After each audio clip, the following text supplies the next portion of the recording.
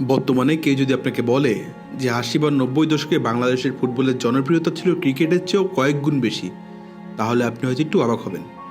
অথচ বাস্তবতা ছিল ঠিক এমনটাই। ফুটবলের জনপ্রিয়তা এদেশে বহু আগে থেকেই। সে ব্রিটিশ শাসনামল থেকে এদেশে ফুটবলের চর্চা শুরু। তখন থেকে এদেশের মানুষের মনে বিনোদনের অন্যতম মাধ্যম হয়ে আছে ফুটবল। তবে অতীতে এদেশে ফুটবল যতটা জনপ্রিয় ছিল, বর্তমানে ঠিক ততটাই হারিয়ে যাওয়ার পথে বাংলাদেশের ফুটবল। ১৯৯৭ সালের পর উপমহাদেশের ক্রিকেটের যে গণজোয়ার আসে, অনেকটা সেই কারণেই হারিয়ে যেতে বসে ফুটবল। এছাড়াও দুর্নীতি, অদক্ষ লোকের হাতে ফুটবল পরিচালনার দায়িত্ব, রাজনীতির প্রভাব, ফুটবল ফেডারেশনের ব্যর্থতা, বিভিন্ন ব্যবসায়ীদের হাতে দেশের জনপ্রিয় ফুটবল ক্লাবগুলোর নিয়ন্ত্রণ ইত্যাদি কারণেও ফুটবল আজ হারিয়ে যাওয়ার পথে।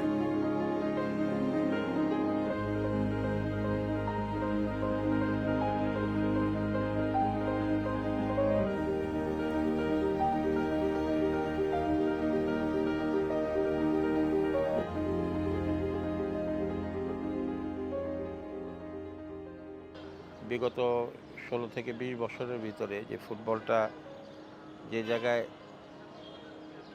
আছে, সেখান থেকে যদি আপনি চিন্তা করেন যে আমরা কোন লেভেলে আছি, তো সেই লেভেল থেকে যদি আমরা আমাদের কাঙ্ক্ষিত লক্ষ্যটা কি সেটা আইডেন্টিফাই করতে হবে, যে আমরা কোন লেভেলে মানে ভালো করতে চাই।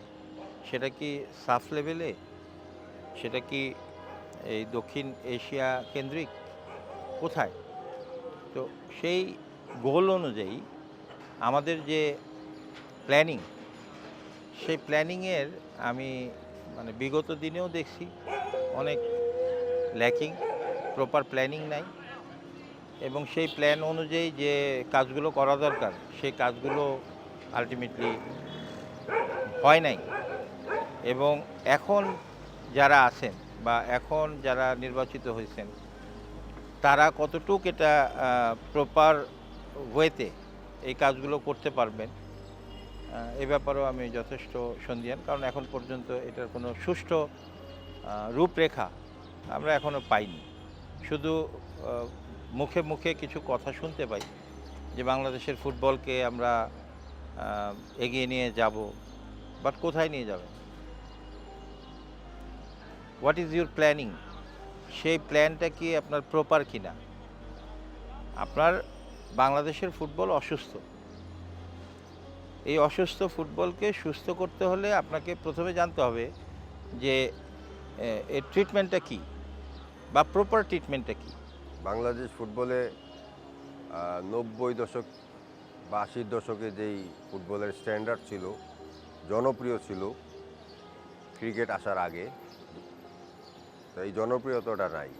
আর ফুটবলের এখন যে সিস্টেমে গেছে আমাদের ক্লাবগুলি, বিশেষ করে সব ক্লাব, বসুন্ধরা ছাড়া, বসুন্ধরা আসলে একটা প্ল্যানিং নিয়ে আগাইছে।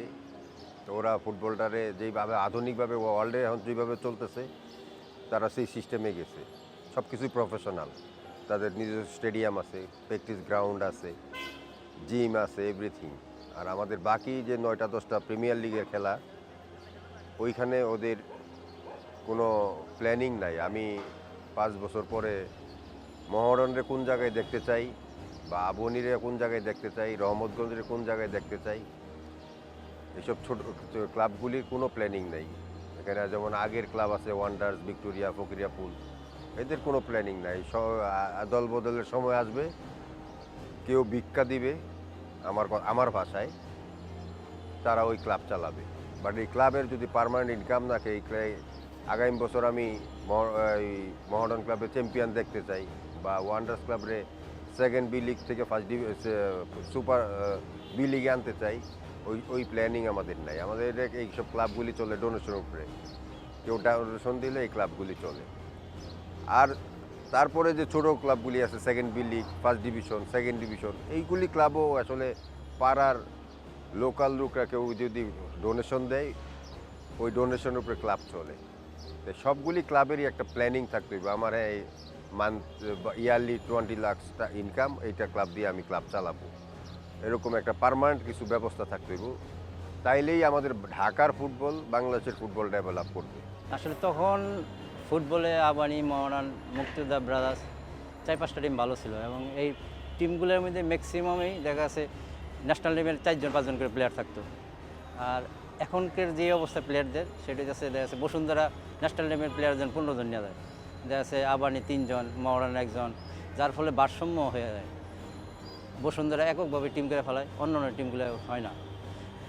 ন্যাশনাল টিমের প্লেয়ার যারা বসুন্ধরা যায় দেখা যাচ্ছে সাইড বেঞ্চে বসে থাকে 5 জন 7 জন, এরা আবার ন্যাশনাল টিমে আসে।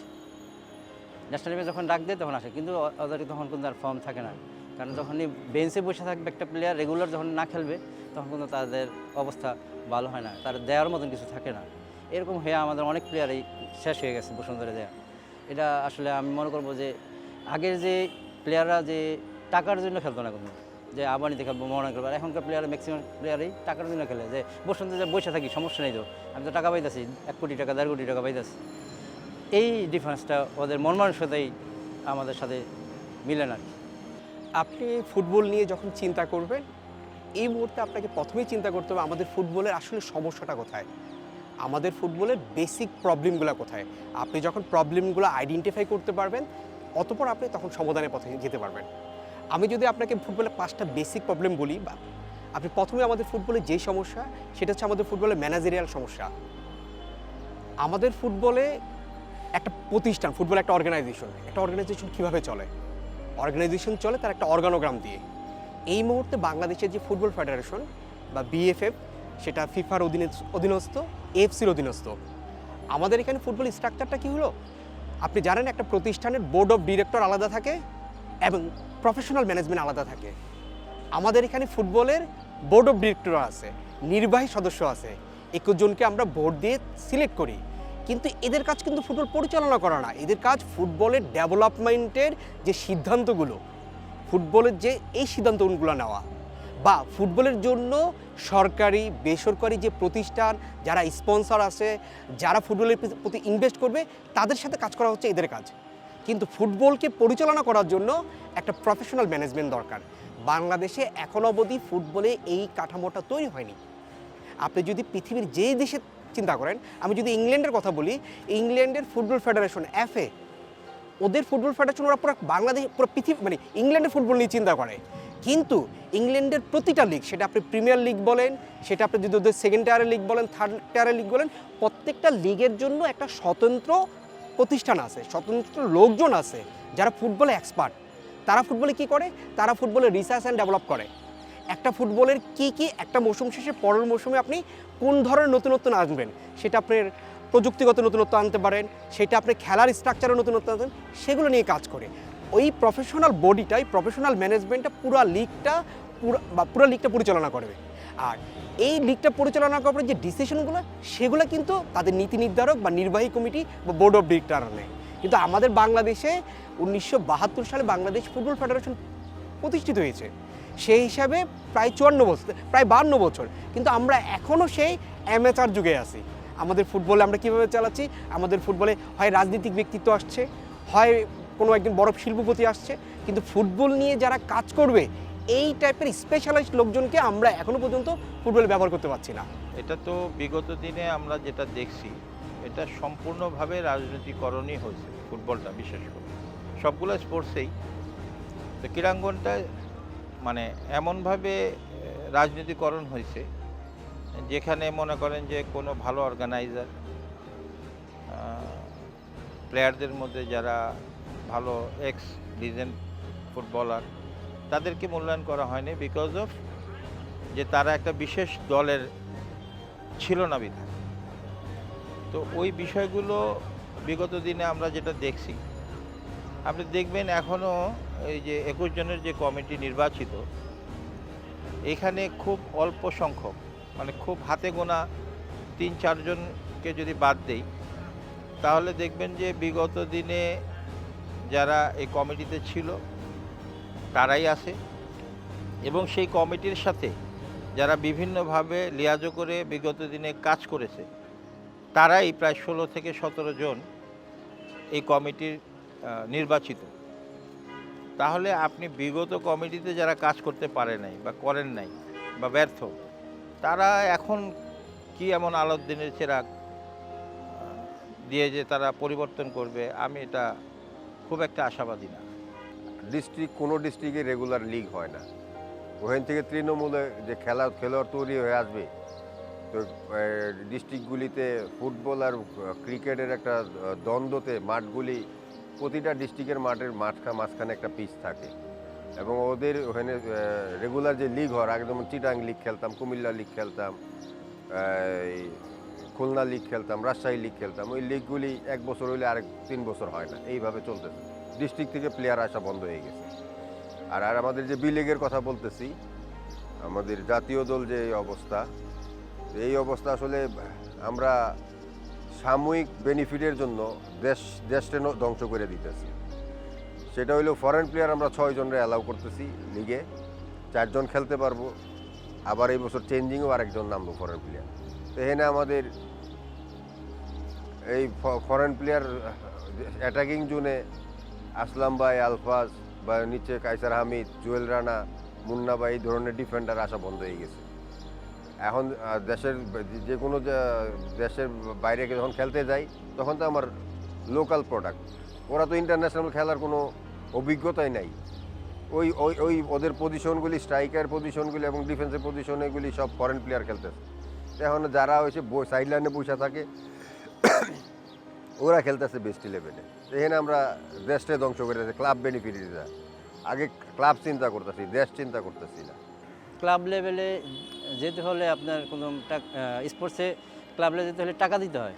আমাদের প্লেয়ারদের, এক্স প্লেয়ারদের ভাইয়া এরকম ইয়ানে যে হিউজ পরিমাণ টাকার মালিক ভাইয়া, যে একটা টিমে সে ইনভেস্ট করে একটা টিম চালাবে। আর ফেডারেশনের কথা বলেন, ফেডারেশন তো আপনারা জানেন যে আপনার যে পদ্ধতিতে ফেডারেশনে যাওয়া হয় বা আসা হয় ওই জায়গায়, ওখানে দেখেন সাব্বির ভাই, মানিক ভাই এরা কিন্তু এবার আউট হয়ে আছে ডিউ টু এদের পয়সা খরচ করতে পারে নাই। ফেডারেশনে পদ পেতে হলে কিন্তু পয়সা খরচ করতে হবে, এই জন্য হয়তো প্লেয়ার আসে না, ম্যাক্সিমাম প্লেয়ার আসে না। যাদের পয়সা আছে তারা আসে, যেমন ইকবাল আছে, তারপর গাউজবে আছে, প্লেয়ার আসে না তা না, আসে অল্প পরিমাণে। কি সেই 80 এবং 90-এর দশকে দেখবেন প্রচুর ভালো প্লেয়ার এই সকল টিম থেকে, ছোট ছোট টিম থেকে কিন্তু তৈরি হয়ে আসতো। সালাম মুর্শিদি, আসলাম ভাই, হ্যাঁ, মুন্না, সাব্বির, মানে এরকম লট অফ প্লেয়ার যারা দেখবেন লিজেন্ড। তাদের কিন্তু এই প্রডিউসার যদি দেখেন যে এদেরকে কারা তৈরি করছে, দেখবেন ছোট একটা ক্লাব। তো ওই ক্লাবগুলো তখন মানে অর্থনৈতিকভাবে যে খুব সাউন্ড ছিল তা না, কিন্তু মোটামুটিভাবে কিন্তু তারা এটাকে মানে পেট্রোনাইজ করতে পারতো। কারণ কি তখন আপনার যে টাকা পয়সার যে ব্যাপারটা ছিল, প্লেয়ারদেরকে পেমেন্ট করা এতটা বার্ডেন ছিল না তখন। কিন্তু বর্তমান সময়ে এইখানে যে টাকার অঙ্কটা, প্লেয়ারদের যে ডিমান্ড, সেটা বেড়ে যাওয়ার কারণে অনেক ক্লাবই এখানে খুব মানে অর্থনৈতিক সমস্যায় ভুগতেছে। যে কারণে আরেকটা খাত তারা যে তৈরি করবে বা আরেকটা খাতে যারা ইনভেস্টমেন্ট করবে, সেই সামর্থ্যটুকু তাদের নাই। তো সরকারিভাবে যদি এটাকে পেট্রোনাইজ করা হয় এই ক্লাবগুলোকে, তাহলে আমি মনে করি যে এখানে যথেষ্ট অর্গানাইজার আছে এবং অনেক কোচ আছে, তাদের লজিস্টিক সাপোর্ট করার মতো যথেষ্ট ক্যাপাসিটি আছে। শুধু ফিনান্সিয়াল ব্যাকআপটা দরকার, আর একটা সুষ্ঠু প্ল্যানিং। সেই প্ল্যান মাফিক যদি লজিস্টিক সাপোর্টটা দেওয়া যায়, অর্থনৈতিক সাপোর্টটা দেওয়া যায়, তাহলে এই ক্লাবগুলোই অনেক অবদান রাখতে পারবে আমি মনে করি। ক্লাবগুলির সরকারিভাবে ক্লাবগুলি এই সাথে ফুটবল ফেডারেশনের সুন্দর সম্পর্ক করা, ঢাকার বাইরে বা ঢাকার ভিতরে সরকারি জমি বরাদ্দ দেওয়া উচিত মাঠের জন্য। ক্লাবগুলির ক্ষমতা নাই একটা মাঠ তৈরি করা, কারণ ক্লাবগুলি চলেই তো ভিক্ষা করে। সেখানে ক্লাবগুলির পার্মানেন্ট মাঠ ছাড়া কখনো ফুটবল, মহাডার্ন ক্লাবের মাঠ নাই, আমরা একদিনে এক মাঠে প্র্যাকটিস করি। সেটার জন্য মাঠের ব্যবস্থা করা উচিত। হ্যাঁ, জানি এটা নীতি নির্ধারক ক্লাবেরও অ্যারেঞ্জ করা উচিত, কিন্তু এখন একটা ফুটবল টিম চ্যাম্পিয়ন টিম করতে লাগে 25 কোটি টাকা, 30 কোটি টাকা, 3 নাম্বার টিম করতে লাগেও 15 কোটি টাকা। তাই টাকাগুলি তো আর ডোনেশনের টাকা দিয়ে এত বড় ক্লাব চালানো সম্ভব না। এবং যারা ক্লাবের নীতি নির্ধারক আছে তাদেরও একটা চিন্তা, আমি আজকের থেকে 2 বছর পরে বা 3 বছর পরে মহাডার্ন ক্লাবের কোন জায়গায় দেখতে চাই। ওদেরও কোনো এরকম প্ল্যান নাই। এখন যে কোনো প্রেশারে বা হয়ে একটা সিস্টেমে আইসা আমাদের 2 জন লোক আছে, যেহেতু প্রেসিডেন্ট আর জেনারেল মবিন স্যার এবং ম্যাক্সের আলমগীর ভাই ওনারা চালায় যাচ্ছে। কিন্তু এটা এত বড় ক্লাব, সবার সহযোগিতা দরকার। সবাই মিলে যদি ধরি তাইলে একটা প্রফেশনাল ক্লাব বলা চলে, বাট আসলে আমরা এখনও প্রফেশনাল না। ফুটবল ডেভেলপ করতে হইলে সবার সহযোগিতায় মহডার্ন আবনি আদার্স ক্লাবগুলিরে প্রফেশনালিজম আনতে হবে, অফিসিয়ালদের ফুটবল বুঝতে হবে, তারপরে যদি আমরা ফুটবল ডেভেলপ করতে পারি। আর নাইলে এইভাবেই চলতে থাকবে, ফুটবল কোনো কিছু পাবে না।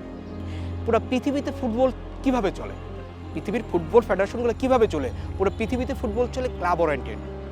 আপনি যদি ব্রাজিলের কথা বলি, আমি যদি ইংল্যান্ড, আমি যদি আর্জেন্টিনার কথা বলি, ওরা ন্যাশনাল টিমের মাত্র 3 থেকে 4 দিন আগে ওরা ন্যাশনাল টিমে খেলতে আসে।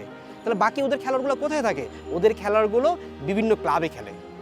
আমাদের এখানে অদ্যাবধি ক্লাবের যে প্রপার একটা আধুনিক ক্লাব বা একটা আধুনিক প্রতিষ্ঠান বা অর্গানাইজেশনের যে অর্গানোগ্রাম বা যে ডেভেলপমেন্ট বা যে স্ট্রাকচার, আমাদের ক্লাবগুলো এখনও সেই মাত্রায় যেতে পারেনি। আমাদের তাও লাস্ট 5-6 বছর ধরে আমাদের বসুন্ধরা কিংস একটা প্রফেশনাল ক্লাব হিসাবে বাংলাদেশের মাঠে আবির্ভাব হয়েছে। কিন্তু তারপর যেহেতু আমাদের সামগ্রিক বাংলাদেশের ফুটবলে কোনো প্র্যাকটিস নাই, আমাদের সামগ্রিক বাংলাদেশের ফুটবলে যারা নীতি নির্ধারক বাফুফে, তারা ফুটবলে ক্লাবগুলো কিভাবে চলবে, কোন কাঠামোতে চলবে, তাদের কোন কোন ক্রাইটেরিয়া ফিল আপ করতে হবে, একটা মৌসুমের পরে আরেকটা মৌসুমে তাদের জন্য কি কি মানদণ্ড, কিছুই নাই। যার কারণে বসুন্ধরা কিংস একটা প্রফেশনাল ক্লাব হওয়ার পরও বসুন্ধরা কিংস যখন আমাদের এফসি লেভেলে যাচ্ছে বারবার ব্যর্থ হচ্ছে। কারণ এফসি লেভেলে খেলার জন্য যে যোগ্যতা বা যে ধরনের প্রস্তুতি, সেটা আসলে আমাদের বাংলাদেশের ফুটবলে নাই। তো এই কারণে আমাদের বাংলাদেশের ফুটবলটা, আমার যেহেতু পরিকল্পনা নেই, আমার যেহেতু স্ট্রাকচার নেই, আমার যেহেতু ক্লাবগুলো প্রফেশনাল ক্লাব নেই, সেই কারণে আমাদের ফুটবলটা বছরের পর বছর ব্যর্থ।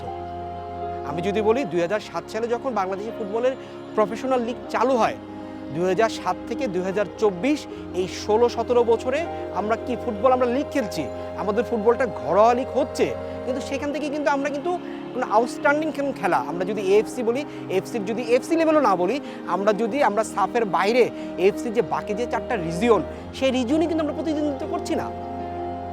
এটা আমাদের চিন্তা করতে হবে। আমার ফুটবলে তো সেই স্ট্রাকচারটা আমাকে তৈরি করতে হবে, তখনই আমরা ফুটবল নিয়ে, আমরা ফুটবল ইন্ডাস্ট্রি হিসাবে, ফুটবল মার্কেট হিসাবে বা ফুটবলের যে বিশ্বায়ন, সেই বিশ্বায়নে আমরা অংশগ্রহণ করতে পারবো। কিন্তু আমি তো এই মুহূর্তে আমার ফুটবলে এটা নাই। আমার ফুটবল নিয়েই যারা ফুটবলের নীতি নির্ধারক, তারা সে চিন্তাগুলো করছে না। ফুটবল নিয়ে কোনো গবেষণা হচ্ছে না। বাংলাদেশের প্রায় সকল সেক্টরে গত 20 বছরে রাতারাতি অনেক ধরনের পরিবর্তন চলে এসেছে। আপনি যদি নিউজ পেপার বলেন, আপনি যদি টিভি চ্যানেল বলেন, সেখানে কিন্তু এখন সোশ্যাল মিডিয়া চলে এসেছে। পরিবর্তনগুলো এত র্যাপিড হচ্ছে, সেই জায়গায় আমরা যে এই পরিবর্তনের সাথে যে আমি আমার ফুটবলটাকে সাস্টেনেবল করব, সেই ধরনের কোনো পরিকল্পনা হচ্ছে না, যার কারণে ফুটবলগুলো ব্যর্থ হচ্ছে।